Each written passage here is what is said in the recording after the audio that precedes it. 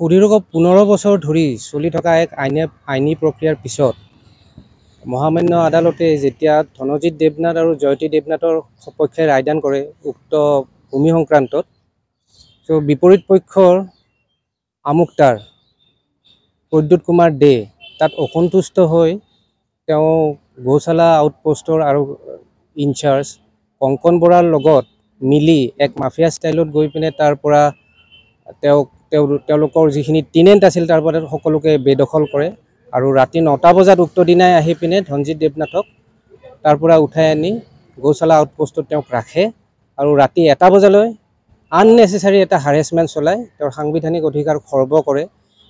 ইয়াৰ উপৰিও উক্ত জাজমেণ্ট যেতিয়া আইচি কংকন বৰাক দেখুৱাইছিল তেওঁ সেই জাজমেণ্টৰ কপি তেওঁ দলিয়াই দিয়ে বুলি কৈছে।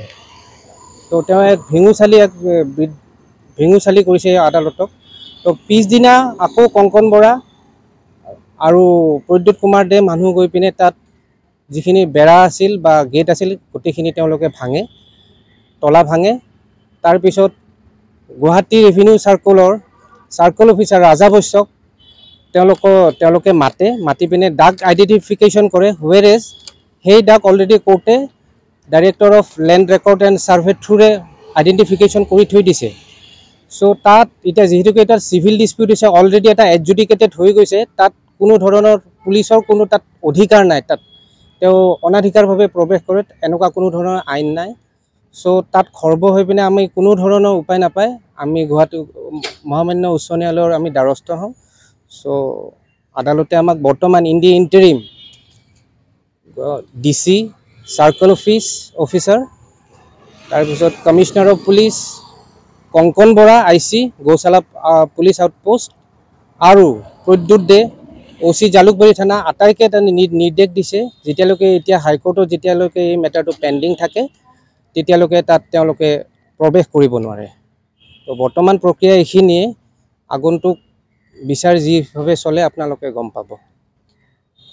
আমাৰ মাটিটো প্ৰাগজ্যোতিষ নগৰ বিজি কলনী 1 নম্বৰ বাইলেনত আছে, য'ত মালিগাঁৱত আছে, য'ত আমাৰ মাটিৰ লগত থকা ইষ্টাৰ্ণ ছাইডত যোনটো মাটি আছে সেইটো অপজিট পাৰ্টিৰ মাটি হয়। যেহেতু মোৰ মাটিত সোমোৱাৰ কাৰণে তেওঁৰ মাটিত সোমোৱাৰ কাৰণে মোৰ মাটি হৈ যাব লাগে, ৰাস্তা নাপায়, সেইকাৰণে এই গণ্ডগোলটো লাগিছিল, য'ত আমি চিভিল কোৰ্টত declaration of right title interest and position বিচাৰিছিলোঁ। অলৰেডি আমাৰ পজিশ্যনেই আছিলে আৰু চিভিল কোৰ্টে আমাক প্ৰদান কৰিছে জাজমেণ্ট আমাৰ ফেভাৰত।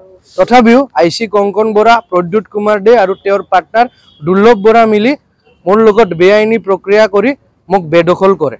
আজি হাইকোৰ্টে মোক মোৰ পজিশ্যন আকৌ ঘূৰাই দিছে আৰু ইহঁতক ৰিষ্ট্ৰেইন কৰিছে। Thank U.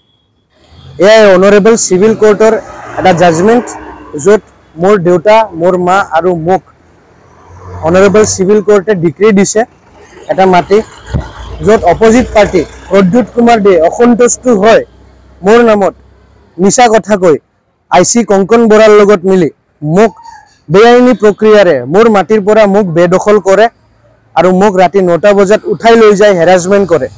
আজি মই গুৱাহাটী হাইকোৰ্টত এটা মোৰ পিটিশ্যন ফাইল কৰিছোঁ, য'ত গুৱাহাটী হাইকোৰ্টে মোক ইণ্টাৰিম অৰ্ডাৰ দিছে যে DC commissioner of police, the circle officer in charge Jalukbari police station Kankan Bora আৰু অপজিট পাৰ্টি প্ৰদ্যুৎ কুমাৰ দে ইহঁতক মোৰ মাটিত সোমোৱাৰ বাবে ৰিষ্ট্ৰেইন কৰিছে।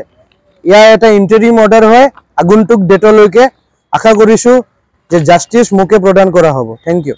হৈয়ে আছে, কিন্তু সিহঁতে পুলিচ লৈ কিনে কিমান হাৰাশাস্তি দি আছে, পুলিচ মানুহ চব আহি কিনে আমাৰ লগত হাৰাশাস্তি দি আছে, আমাৰ ভাৰতীয়ক খেদাব চেষ্টা কৰি আছে।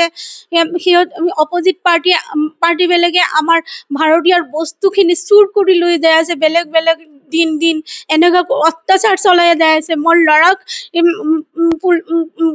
IC ছাৰে আহি গৌশালা IC ছাৰে আহি এদিন ৰাতি বহুত হেৰেছমেণ্ট দিছে, লৈ গৈছে। মোৰ ল'ৰা এটা ল ষ্টুডেণ্ট হয়, বাৰে কৈছোঁ ছাৰ জাজমেণ্টটো পঢ়ি চাওক। সি অলৰেডি মোৰ ল'ৰাটোক লৈ গুচি গ'ল, উঠা তাক উঠাই লৈ যা, তাক উঠাই লৈ যা। পাৰা প্ৰতিবেশী মানুহ বহুত আমাৰ শত্ৰু এইবিলাকেও কৈ আছে যে উঠাই লৈ যাক, বহুতে আছে আমাৰ শত্ৰু আছে পাৰা প্ৰতিবেশী, সেই মানুহক উঠাই লৈ যাক, উঠাই লৈ যাক। ছাৰে আমাৰ জাজমেণ্টটো নাচাই কেনে মোৰ ল'ৰাক উঠাই লৈ গৈছে। আমি বহুত বেয়া পাই আছো। সিহঁতে কোৰ্টত যাক, মই নমস্কাৰ কৰি গৈ আছো, জাজমেণ্টটো লৈ কোৰ্টত যাক, কোৰ্টৰ পৰা কি হয় চাই লওক। মোৰ সেইটোৱেই কথা।